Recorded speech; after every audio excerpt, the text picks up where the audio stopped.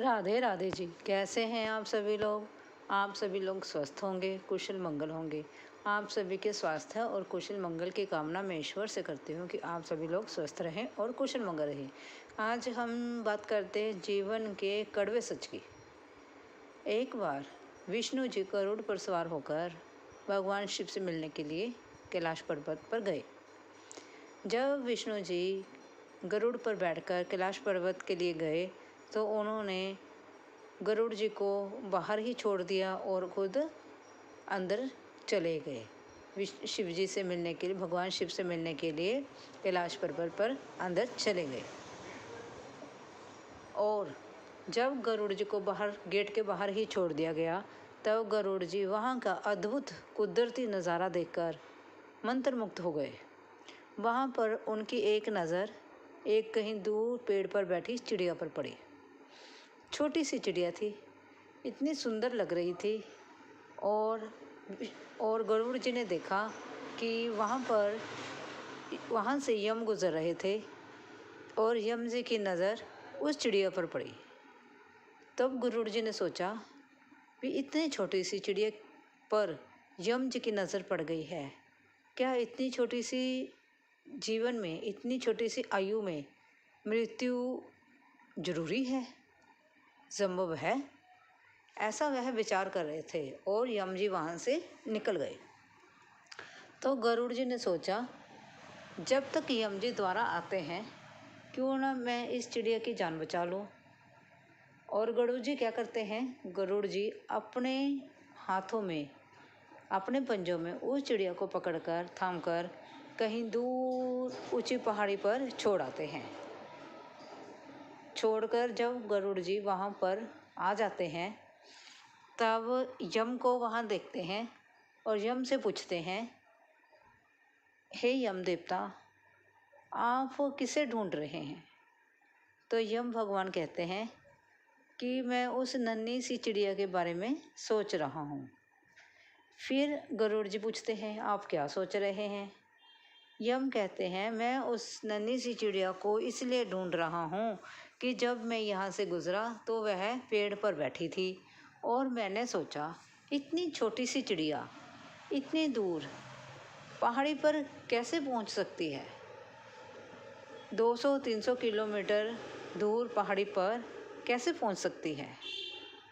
और जब मैं अब यहाँ पर आया हूँ तो चिड़िया को पेड़ पर ना पाकर मैंने देखा कि वह तो अब यहाँ पर नहीं है, तो ज़रूर वह अब उस पर्वत पर पहुँचकर मर गई होगी। और फिर गरुड़ जी पूछते हैं, हे यम देवता, वह कैसे? वो ऐसे कि जिस पहाड़ी पर मैंने देखा था कि वह चिड़िया मर जाती है, वहाँ सांपों का डेरा है और कोई ना कोई सांप उसे अपना शिकार बनाएगा और भोजन के रूप में उसे ग्रहण कर लेगा। यह मैंने देखा था, इसलिए मैं सोच रहा था, इतनी नन्ही सी और प्यारी सी चिड़िया इतनी दूर ऊंची 200-300 किलोमीटर पहाड़ी पर कैसे जा सकती है और कैसे मर सकती है? तो गरुड़ जी ने सोचा, क्या सत्य है कि मैं उस नन्ही सी चिड़िया को यम से बचाना चाहता था, लेकिन मुझे ये नहीं पता था कि मैं खुद ही उसे यहाँ से मौत के मुंह पे छोड़ कर आऊँगा। इसलिए हमारी खूबसूरती कोई मायने नहीं रखती, हम कितने लंबे हैं कोई मायने नहीं रखता। हमारा खूबसूरत होना, गोरा होना, लंबा होना और धनवान होना किसी चीज़ के लिए कोई मैटर नहीं करता। भगवान जी कहते हैं कि जो सत्य है वह अटल है, आप कहीं भी छिप जाएं, आपको मौत वहाँ पर ढूंढ ही लेगी। मृत्यु ने आना ही आना है, उससे क्या घबराना है। अपने कर्म करो, अच्छे कर्म करो और अपने जीवन को आप सच्चाई के रास्ते पर स्वच्छ बनाएं, तब जो होगा देखा जाएगा। भगवान का नाम लो। कहते हैं, श्री कृष्ण जी कहते हैं, तुम वो करते हो जो मुझे मंजूर नहीं है।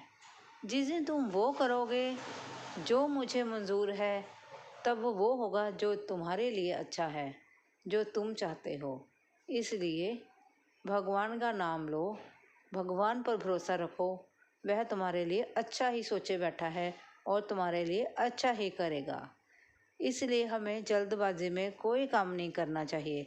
ना गरुड़ जी उसे पहाड़ी पर पहुंचाते, ना उसकी मृत्यु होती चिड़िया की। इसीलिए जो समय पर लिखा है वही होगा, उसे कोई टाल नहीं सकता। ये तो होनी का विधान है, होनी को कोई टाल नहीं सकता। जीवन का सत्य है जन्म और मरण। अगर वीडियो अच्छी लगी हो तो लाइक और सब्सक्राइब जरूर करें। और एक महत्वपूर्ण बात यह है, गर्मी बहुत शुरू हो गई है। एक कटोरे में थोड़ा सा पानी और एक कटोरे में थोड़ा सा दाना प्लीज़ पक्षियों के लिए अपने छत पर जरूर रखें।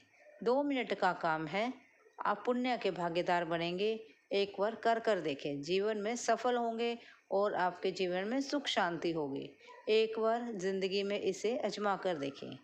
थैंक यू जी, धन्यवाद।